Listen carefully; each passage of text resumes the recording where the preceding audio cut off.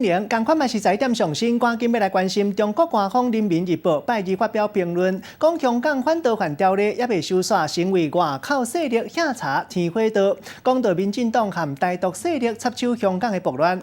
咱台北市市长郭文哲在期时头一届讲话大真难，对北京发声，伊讲唔通武甲亲像绿树运动，都爱豆豆啊做，也个稳稳啊想。咱做伙来听郭文哲上新的讲法。香港问题哦，我还是劝北京政府。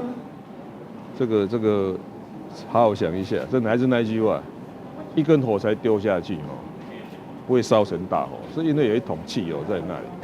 所以今天香港问题就是民怨没有解除嘛，你民怨不解除，就是今天这里抗议，明天那里抗议。所以北京政府要去思考说，你怎么在香港搞了20年，又搞到整个香港人民每个都愤恨在心？我跟你讲哦，200万人上街头，总人口数700万。如果有200万人去参加一个活动，扣掉这个太老的、太小的哈，一定要上班的扣一扣，哇，就等于可以出来的全部都出来了。这时候哈，北京政府真的要好好思考，不要再搞成6·4了。我跟你讲，一次6·4，中国就倒退20年了。所以这个还是要，这个这样的哦，这只能劝告北京哈，这个要慢慢想哦。人家说吧。